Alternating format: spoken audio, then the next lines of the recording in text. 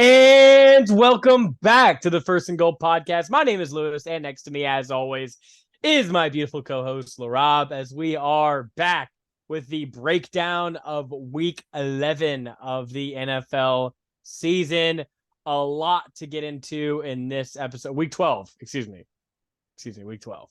A lot to get into in this episode, though. We've had a lot of football to watch, starting from Thanksgiving all the way up until last night.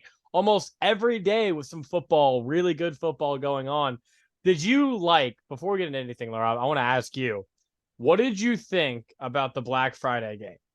I thought it was very enjoyable, Lewis. Now, as a Black Friday celebrator myself, I enjoyed it that it was during the day because, at night, what happens during the nighttime on Black Friday. Of course, just another day of football. So, I enjoyed it. Now, of course, having the Jets in prime time obviously wasn't something I enjoyed. Well, yeah. But just having an NFL football game on a Friday, I think that was really fun to watch. Yeah, and we'll get into the Jets and primetime games in general this season later. But, I think I really liked the time slot. I think it was in a good part of the day on, like you mentioned, a day when, there's not a lot going on. So having good football on, I think they're going to try to prioritize making that a really good game in the future just for Amazon. But I liked the idea. But Laraib, with that really good week of football, a lot of stuff to break down. So let's go ahead and get into those picks. So why don't you just go ahead and show us what we're looking at? I do pull up those picks right there.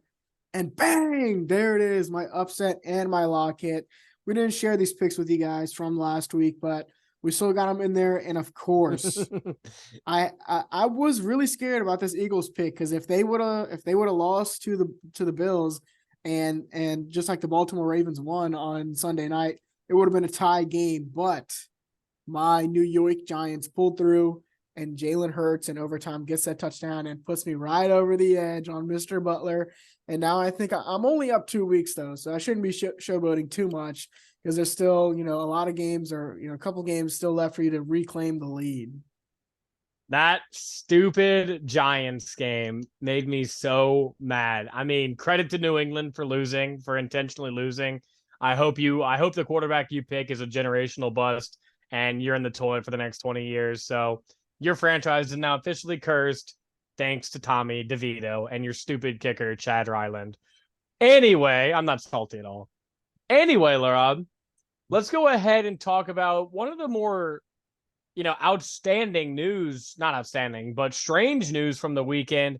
And that is after only 11 games, Frank Reich, the head coach of the Carolina Panthers, is fired after a 1-10 start to the season. We talked about the fit of Frank Reich before the season, and we thought it was going to be a good fit. Obviously this Panthers team wasn't a win now playoff team, but we thought they have some good talent on their roster. And Frank Reich is an experienced guy who's, coached some pretty good offenses. Obviously, we know what he did with the Eagles team in 2017 as their offensive coordinator. So we were expecting a lot more, and it seemed like their offense week after week kept regressing. And it seemed like Bryce Young, you couldn't see those steps from him. Meanwhile, you look over at Houston, who had a rookie head coach and a rookie quarterback, and you're like, oh my gosh, look at all the progress they're making over there. So impatient and looking like one of the new worst owner in the NFL title for David Tepper, just decided to pull the plug, get rid of Frank Reich during the season, and maybe that'll help your receiving core. Maybe that'll help your offensive line. But I think it was a bad move, Laraib. I still like Frank Reich because I don't love him. And I even expressed to you that I didn't really get the Frank Reich hype.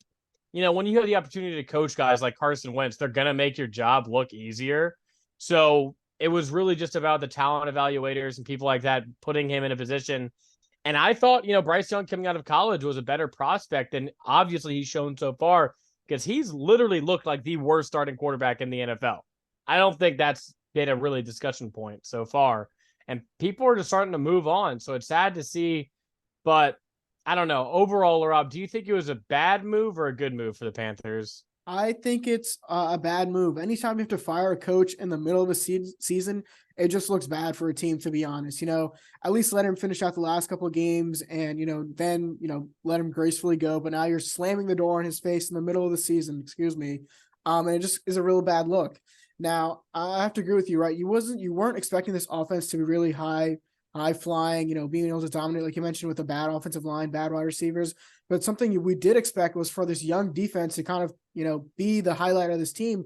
And they just weren't, Lewis. They were not playing to not the greatest expectations on them, but we know they have some playmakers on that side of the ball. And this year they've really just fallen flat and what was supposed to be, a half decent unit. And so now that the season's done for them officially, they don't have their first round pick. Now they have to go out and find a new head coach, which is we'll talk about it, everyone's going to be trying to do that this offseason. And so, you really don't know where you go here for this Panthers team. And especially when reports are coming out about Frank Reich and quarterbacks coach Josh McCown, both wanting to draft CJ Stroud, and the owner, like you said, David Tepper wants Bryce Young, and that's who they go out and get. And it looks like the wrong pick. Is it too early to tell? Can we definitively say that? I think yeah. You think I think yes. I mean, I love Bryce Young coming out, and I still think there is a future for him in the NFL. But it's more of a what I've seen from CJ Stroud versus what I think, because I'm already looking at a top 5 quarterback in the NFL. I think it's fair to say that of what we've seen from CJ Stroud so far versus Bryce Young, who's been the worst quarterback in the NFL. Now, obviously, the situations are different, but how different really are these situations? Is Davis Mills doing all of that in Houston? No. But is Andy Dalton a little bit better than Bryce Young? Yeah, probably. So I think it was a really overreactionary move from David Tepper, who has been making questionable move after questionable move since he's had the job, starting with the Matt Rule hiring and then how he handled that entire situation. Now you have, you want a guy like Bryce Young. You want to insert him in a system because you think to yourself, wow, we had a really competitive team who were one game out of the playoffs last year. Granted, awful NFC South. And you tell yourself, all we need is a good quarterback. But then you trade away your best weapon, DJ Moore, to get that quarterback. And then your first round pick, which you probably would have used on a guy like Marvin Harrison Jr., is now gone as well. So a lot of really questionable bad decisions by David Tepper, who's just trying his hardest to, at least he's not staying with the status quo. He's moving, he's doing things. But in the NFL, you have to have some level of patience or you look, you just look unreliable. And what future head coach who's going to come available this offseason is going to look at Carolina and say, I want that job? Not many. If you're a coach with options, you are not going to Carolina this offseason. I can guarantee you that, unless the money is something different. But we'll see. But that brings Lewis, me to and one more thing I want to talk about that is it's really bad for Bryce Young as well, right? When you have a carousel of head coaches coming in, when your offensive coordinator is constantly going to be rotating for the next couple of years, it's just really not going to help his development in any sort of way. If you look at my guy, Justin Herbert, with his 3rd offensive coordinator in his 4th year in the NFL, even guys with that level of talent still struggle having to learn a new offense system every single year. And different things like that. And so I think this is just really going to negatively affect Bryce Young, going forward. Well, that brings me to the coaching carousel that's about to start, Laraib. And it's already started. It started with Josh McDaniels earlier this season, and now with Frank Reich, excuse me. You have a lot of teams, and we saw a report by Adam Schefter this weekend where it said he expects about 7 to 10 teams to be looking for new head coaches this offseason, and it could even be more than that, Laraib. So I went through and I counted the teams who are, above 50% chance going to fire their head coach and look for a new head coach this offseason. And the coaches or the teams that I've named are obviously we know Carolina and Vegas have already done it. So now we have Brandon Staley and the Chargers. I think you agree with that one. Yes. Along with Carolina, I have the entire NFC South, who we're going to get to in just a moment, so I won't spend too much over there. But that would be Todd Bowles, Dennis Allen, and Arthur Smith. Then I have Chicago with Matt Eberflus, Washington with Ron Rivera, and Dallas with Mike McCarthy, barring a playoff collapse. I believe he is on the way out. And you threw in another name that's a little spicy. I got two names for you, Lewis. One of them is Okay. really going to surprise you. Sean McDermott of the Buffalo Bills. That's not a bad one. And of course, the most winning coach in NFL history. Second most winning. Second, Bill Belichick from the New England Patriots. After this abysmal season from hell with all the Mac Jones and Bailey Zappi controversy at quarterback, I don't think it's unfair to say that Bill Belichick could be out in New England. Now, how they let him go during the offseason, in the middle of the season, if he just wants to resign or he goes to another team, I very well think that this team could be moving on from their head coach. Yeah, I mean, it seems like it's time, and you could say, oh, but the team has been bad. They haven't been able to hit picks, and they've been really failing him. Who's the GM? Who's making all these picks? Who's surrounding him with this talent? It's him. He controls everything in New England. So I just don't think it's as simple as, oh, we're going to bring in a GM now, Bill. Why don't you just go and just be a head coach? No, because he's not going to want to relinquish that power. He's had that seat for way too long. And I think they're going to have to fire him. I think that's what they will do this offseason. They just need to completely wipe the slate clean and move on with their franchise. And whether or not he coaches again is a question or a conversation for another day.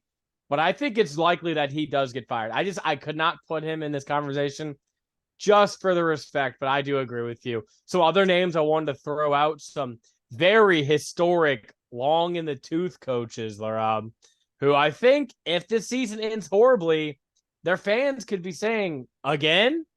And that's Pete Carroll, John Harbaugh, and Mike Tomlin, where it's like, how could you fire these guys? Well, what have any of them done in the last 10 years of significance? So we'll see what 10 happens. years ago, the Seahawks won the Super Bowl. Okay. And since? And then we went to another one. Yeah, but the NFL, I think things are changing so fast. And that's not excusing my point. My point still stands, damn it. But I just think that a lot of these teams are so reactionary nowadays, and like a lot of the new trends are coming up. And these long in the tooth coaches who have been so good, teams might be starting to look to move on.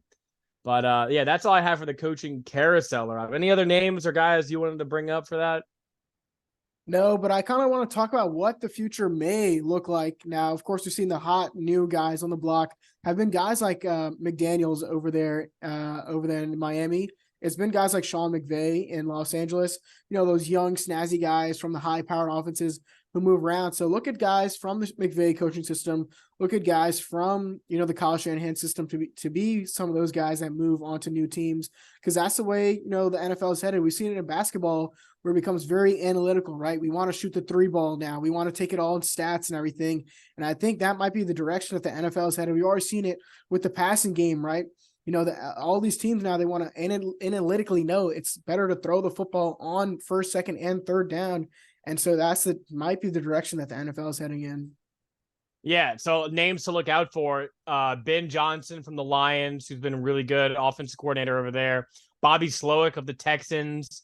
Mike McDonald, of the 49ers. He's their passing game coordinator.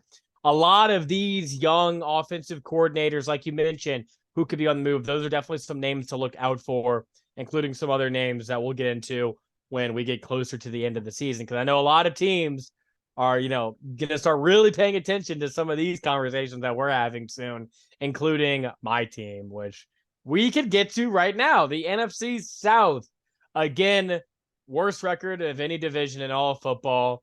The team who is leading has a negative record, and it just looks awful. It's going to be a guaranteed destruction in the first round. What am I missing here, Laraib? I honestly don't know. Now, you always bring up this conversation that we had a couple of weeks about how happy you should be that football is back, and New Orleans football. You got Derek Carr this offseason, but after after this last week performance of putting 400 yards and scoring 0 touchdowns, I think there's a bleak future, or at least a bleak rest of season for the Saints. It looks like Derek Carr might be the worst signing of the entire offseason with the amount of money he's being paid. And for this entire NFC South, does anybody in this division want to win any football games? Because the Buccaneers went into Indianapolis and got their ass handed to them by Gardner Minshew. Of course, like I said, the Panthers, they have no sort of offense at all, firing their head coach already in the middle of the season. Oh, they're done. Yeah, they're done. And then you have Arthur Smith, who doesn't want to utilize any of his playmakers, but still at home gets it done on the backs of Bijan Robinson. And so, I don't know what to make of this division, Lewis. We saw just last year when the Tom Brady led Bucks also hosted a playoff game, and they also had a losing record at 8-9. We saw what the Cowboys did to them. So it looks like we might have a repeat of last year. Yeah, there's going to have to be some big changes. And like I mentioned in the coaching carousel, all these teams are probably going to have a new head coach next year. And hopefully, because the team that I think would be the least likely is probably the Saints. But please, God. I can't remember the last time we actually fired a head coach. Not in my lifetime. I don't think we've ever fired a head coach. But I just think for this division, you said it perfectly, Laraib. You said, who's actually going to go out and win it instead of just make mistakes or just be the last one standing? Someone has to go out there and try to win it and try to be a respectable playoff team. And you're just not seeing that. That entire Saints-Falcons game was who could make more losing plays. And that team would lose, obviously. And it would be like, oh, Saints going down on the field continuously, but they can never punch it in, or there's a pick six in the freaking red zone. And then, oh, the Falcons can really get momentum on this drive. They throw an awful pick before the half, or they fumble, or they throw another pick, and just Desmond Ridder just looks awful, missing guys, underthrowing them by 10 yards.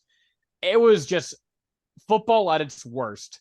And I would argue that I would rather, and I know I'm saying this as a sore loser, I wouldn't be saying this if the Saints won.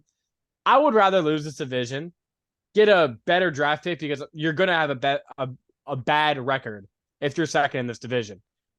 Have a pretty good draft pick and move on versus hosting a playoff game, which is awesome. You want to host a playoff game in the NFL. Get those ticket sales in. How many teams in the NFL have not hosted a playoff game in for years? It's not something to take granted.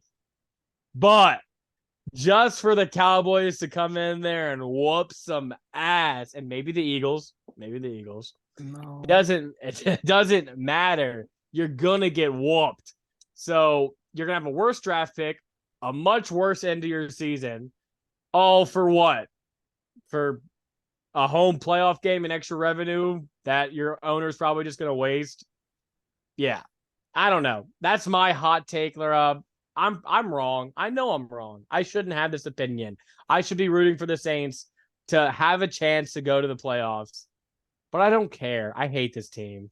And I fear not the organization, right? I hate some of the people on this team. Let me say that. And I fear if we make the playoffs and we have a competitive game against the Cowboys, which please God, and lose, or hell, if we win, then definitely, then we're going to keep a lot of these bums around. We're going to say, you know what? Derek Carr actually had some plays down the stretch of the season. Like, shut up, did it sound, hey, that defense was pretty solid. Shut up. I'm done. Well, let me ask you, what is the future of Derek Carr in New Orleans? Ideally, he is the quarterback for the end of the season. Fine, whatever. Next year, he's still the quarterback, but you use your first round pick on the successor. And he is your transition quarterback. I don't think he has the ego to let that happen and be that guy, but who knows? That's his future in the NFL. He's going to have to accept that because he's never getting another contract or opportunity like the Saints have given him. So, yeah, you can be thankful that you robbed the Saints, but that ain't happening again. So, yeah, I hope that the Saints maybe get a guy like a Bo Nix or a Jaden Daniels or a Penix in the middle first round area, JJ McCarthy. And then, boom, you're back in business. Derek Carr gets injured. See you later, Jameis. And we get the new guy in there, fresh blood. get rid of a lot of these big contracts, and we start anew. But let's focus on some more positive things, and that would be the Denver Bucking Broncos, who have won 5 games in a row after starting 1-5, and are now in a decent position to make the playoffs in the AFC. Laura, I want to start about what changed with this team in your eyes for this massive turnaround in the middle of the year. Well, it has to be the defense, right? We'll talk about Russell Wilson in a little bit, but the defense, after getting up 70 points to the Dolphins and early on in the season, they've really buttoned it down. And all these wins that they've had, Lewis, they haven't allowed, more than 22 points by any one of their opponents. And so they're really buttoning it up on that side of the ball. And we know, they've historically been a great defensive franchise. And now we just really seen them button it up on that side of the ball and really, go out there and win games, even if it's on the road or at home. I think the defensive, being able to stop the other team from scoring really helps you win games, Lewis. Yeah, I agree. And, huge credit to Vance Joseph, who took a ton of fire by people who were saying, fire him now. Fire him now. Like Sean Payton, you are incompetent. Why are you keeping this guy on your staff? And for Sean Payton to hold tight and say, I trust my guys. I trust my process. I know what it takes to win games in the National Football League. There's going to be bumps in the road. For him to stay steadfast and to be putting them in this position now shows what patience can do for a franchise when you invest in a coach who knows what the hell they're doing, David Tepper.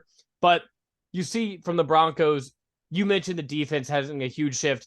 I think the way Russell Wilson has played has also, mistake-free football, getting out of the pocket. He looks, fair to say, like 90% of the Russ we saw 2 years ago in Seattle.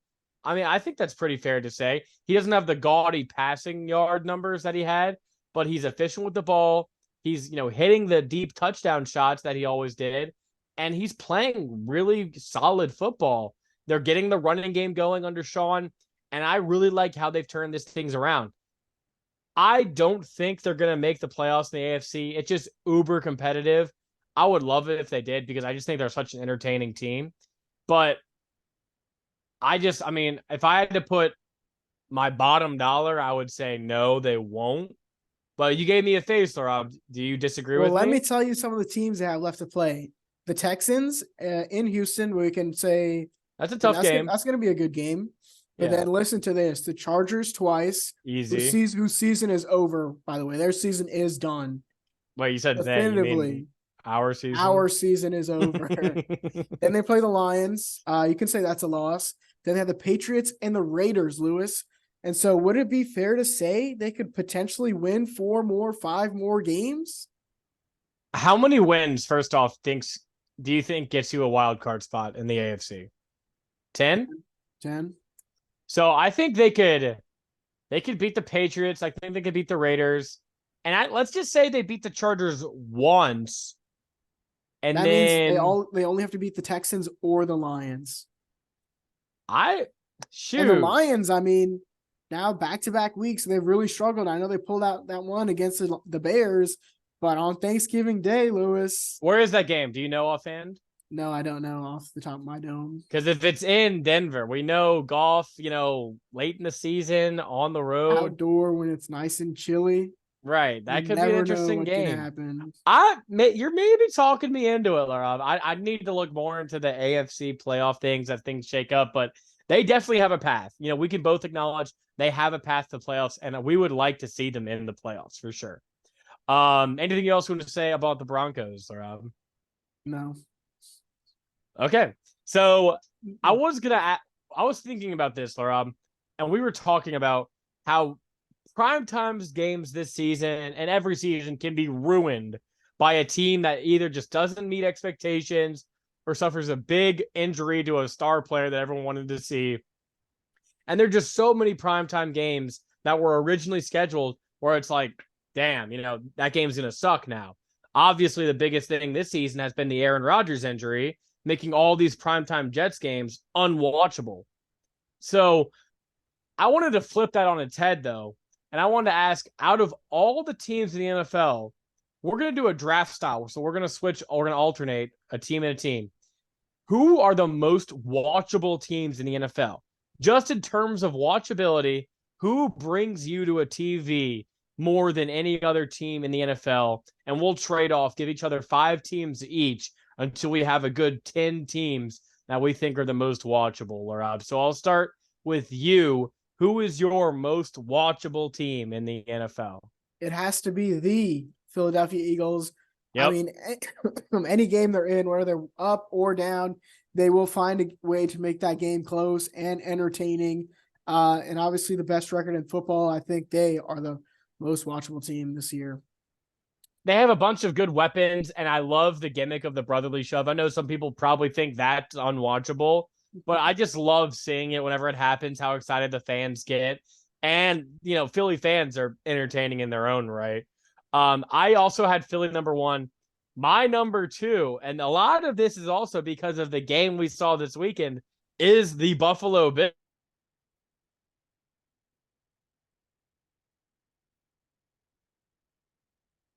Bills. Because the same way you mentioned in these games against good teams, and you're going to get some wild moments from Josh Allen, whether he's hurdling 2 defenders or throwing it to 3 of them. You know that it's going to be an exciting play every single time he's on the field. They have big personalities. They have big playmakers on both sides of the ball.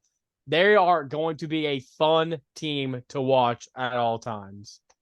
That's Against any team, because they definitely, play down to their competition. for sure. That's a good one, Lewis. For my number 2 pick, I will be selecting the Detroit Lions. I think over there with Jared Goff and all the weapons they have on the offensive side of the ball, I think Ben Johnson is one of the most creative play callers in the NFL. And just seeing whatever he cooks up every week for this Lions team, I think they're really a fun team to watch. Dan Campbell as well also elevates their All his watchability. sideline antics and post-game pressers, of course, just a little icing on the cake. And they're a team that's not afraid to go for it in situations where, as us Madden players will watch and be like, dude, 4th and 5 from your own 40, like, screw it, man, just go for it. And they will. So my next team is going to be the San Francisco 49ers, purely from a standpoint of you were watching an all-star team every single week. Every position, they have a stud on both offense and defense on every level of their team. And just from that, even though they do blow out a lot of teams and they don't make a lot of mistakes and there's not a lot of, excitement, they just do everything so well. And it's just, you're watching the best football from some of the best players. And if Rob Purdy has an awful game, there's going to be fun discourse after. So that's why I have San Francisco there. Yeah, it's a good pick, Lewis. For my number 3 spot, I have to go with the Kansas City Chiefs. I mean, it's really one guy over there, Patrick Mahomes, the best player in all of football. Being able to watch him on the field anytime, any game is always a great thing to see. He makes throws that no one else in the entire league can do. And so just to have the opportunity to see him, witness greatness, he's going to be the Brady of our generation. And so anytime we get to watch him is always a treat. Yeah, I did have Kansas City. I had them lower on my list just because of the lack of playmaking skill on their team this season. But you're right. Patrick Mahomes by himself is a spectacle.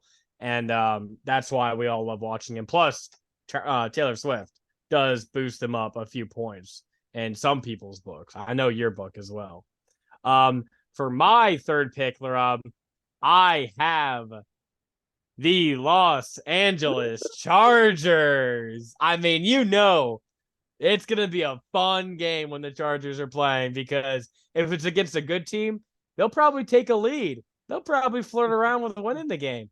If it's against a bad team, they'll probably be losing. It's going to be like, what's wrong with the Chargers? And sometimes they beat those good teams. Sometimes they blow those leads. You have no idea what's going to happen. And they're just a fun team. Plus, Jay Herbo and his Diffie aura is just a spectacle every single weekend. So that's why I have them there. I was surprised you didn't take them earlier.